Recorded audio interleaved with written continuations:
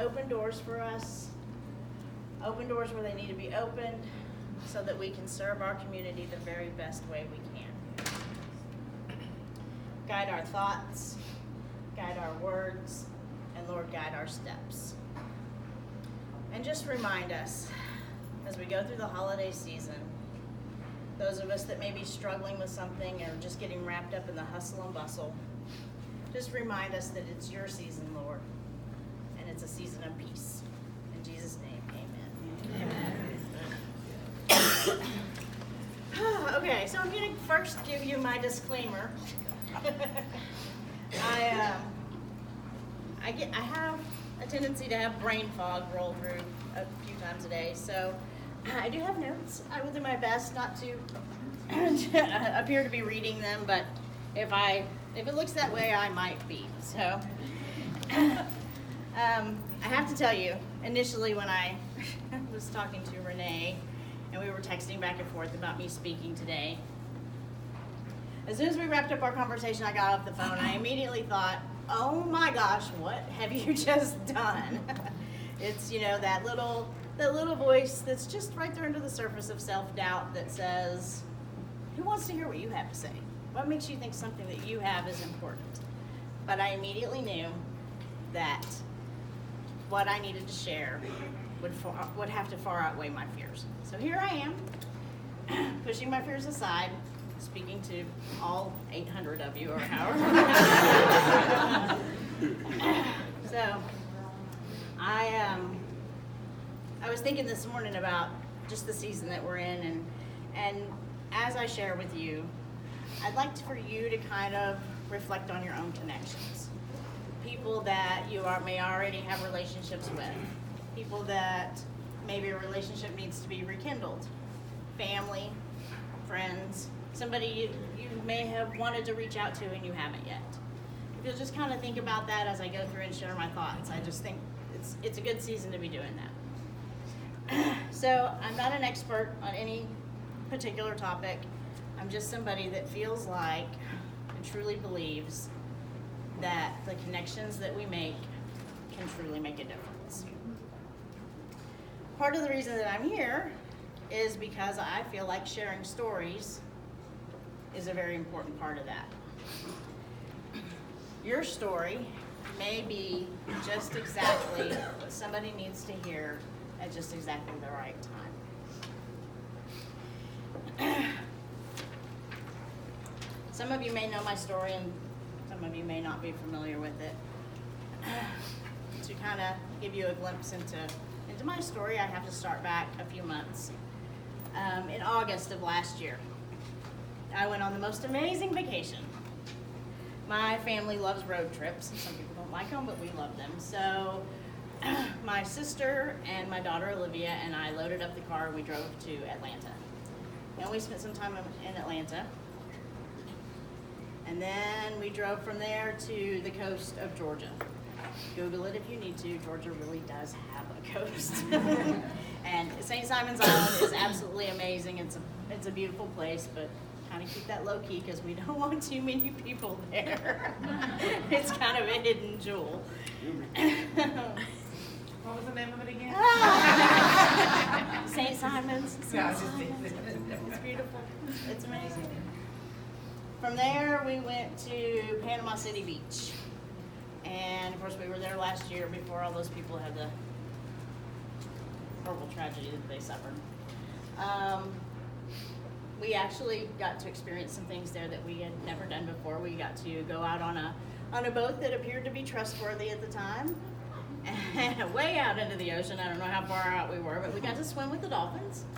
And the icing on the cake was we also got to swim with sea turtles, which my daughter Olivia and I, sea turtles are just our thing. So if you ever get the chance, the interaction is amazing.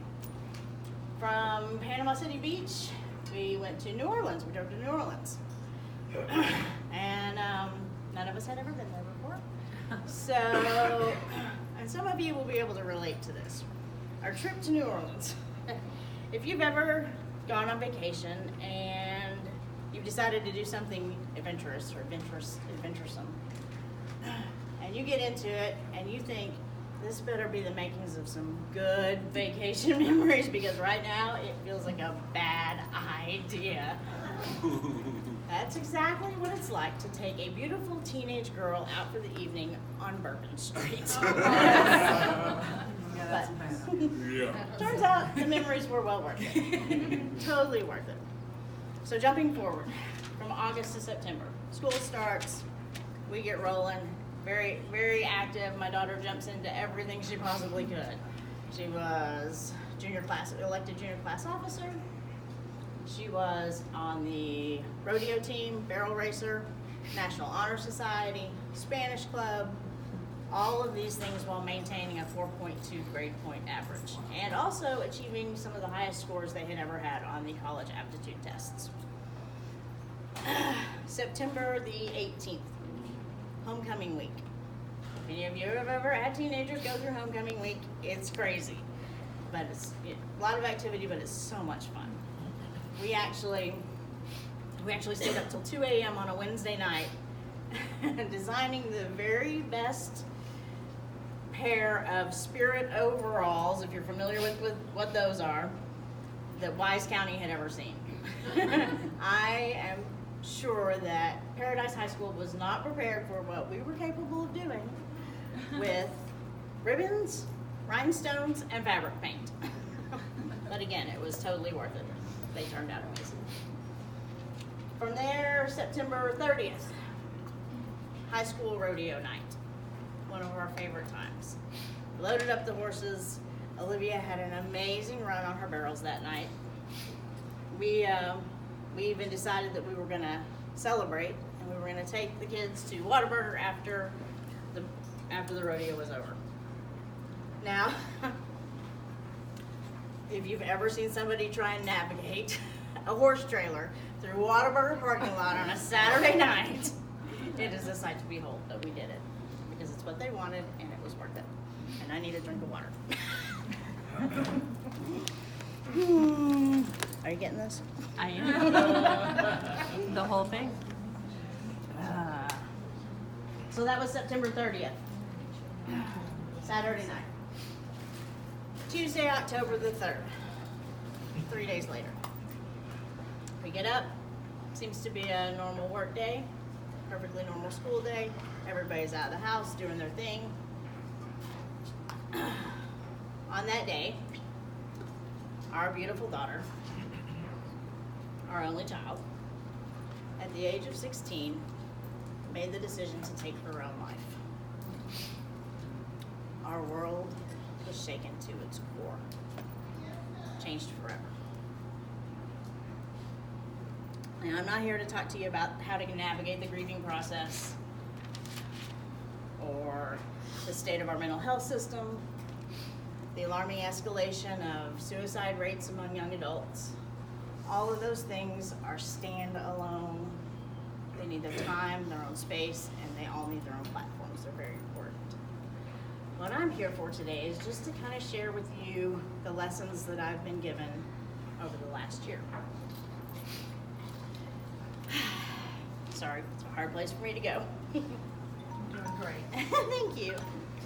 I want to share with you some of my lessons and possibly change your perspective on the way you look at the connections that you make throughout your life. Spark something. Society tells us to hide your mess. Make everything look perfect, especially when we are in comparison to other people. But I think sharing our stories is what connects us.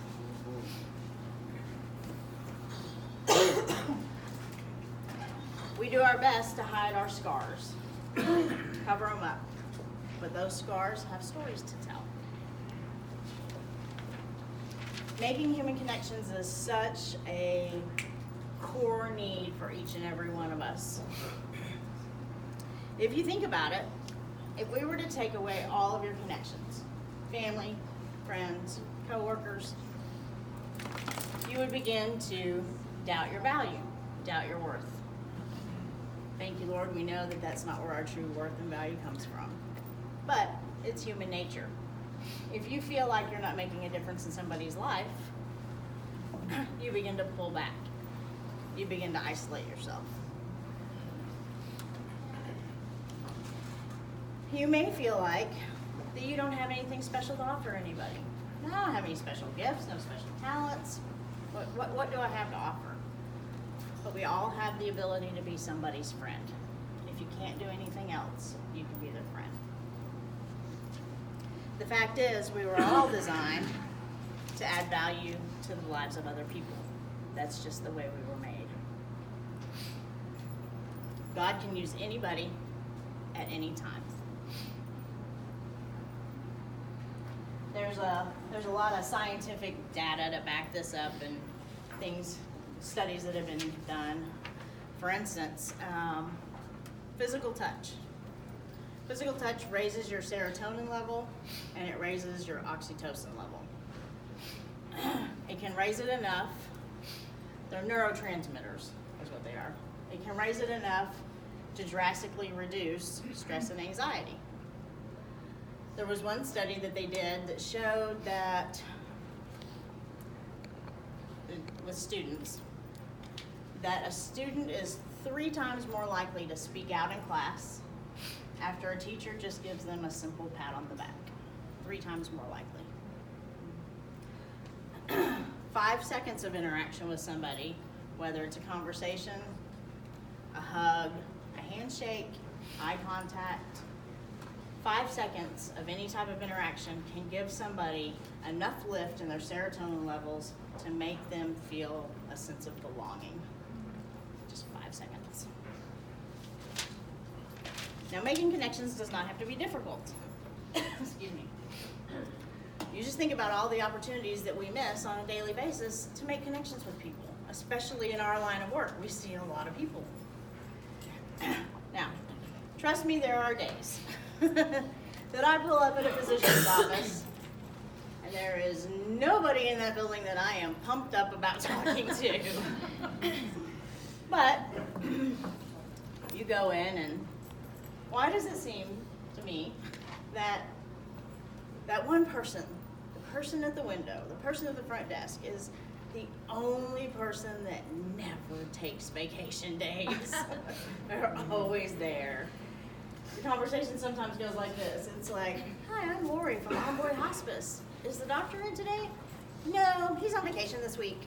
All right, well, is his nurse in? Can I talk to her? No, she had to leave early today. But I'm here. Yes, you are. Still right there. Right there. There are just those days. But there are always opportunities. I say when you go into a facility, ask more questions of the staff. Find out what they're interested in. Find out what activities they're involved in. Ask about their kids. Ask about their parents. Don't feel bad if you have to write things down. We see a lot of people during the course of a week. So take notes, write them down.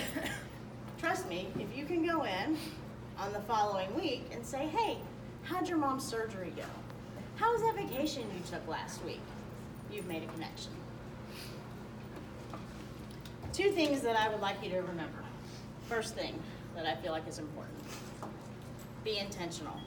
If you make plans to go in and talk to somebody, be intentional with it. If you're just going in, if you've met everybody in a building and you think, you know what, I'm going to go in and talk to the dietary manager. Have a conversation with them. You may not get a referral out of it, but the next time you go in, find the administrator. Talk to the administrator about what a wonderful conversation you had with their dietary manager, that you've heard compliments on how wonderful their food service is. Then you've made 2 connections and you have the possibility of a referral. Second thing, be specific with your gratitude. We're all really good about giving blanket thank yous. Hey, thanks, appreciate it. Appreciate what you did, thanks so much. But we can all remember a time when somebody was very specific with their gratitude. Thank you so much for spending extra time with my mom today. It meant the world to her. Thank you so much for always having a smile on your face when you come in to see me. It just makes my afternoon. Thank you for all the gifts you brought our residents. The slippers they got this afternoon, they were just ecstatic about them. All of these things, when you become specific with your gratitude, make somebody feel acknowledged and purposeful.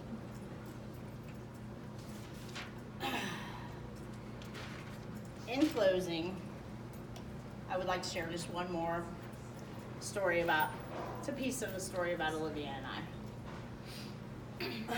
In September of last year, it was a crazy, crazy morning, trying to get out of the house. And, you know, backpack, lunch, socks, shoes, all the stuff that goes with it, rushing around. Trying to get out the door, and Olivia turns around and she runs back up the stairs to the office. And I'm thinking, oh my gosh, what is she doing? What is she doing? We have to go, you know, because sometimes every second counts when you're trying to get to school. So she comes back, jumps in the car, and she has a little blue Post-it in her hand. And she sticks it to my dashboard in my car. And it simply says, "You're beautiful." Of course, I had to ask, what's that all about? She said, well, Mom, she said, it's yearbook photo day. She said, I'm gonna take it and I'm gonna put it on the mirror in the girls' bathroom. So when they come in to check their hair, they'll all see. Well, in her rush that day to get to school and get out of the car, she left it on my dashboard. Of course, I had it laminated. It's my treasure now.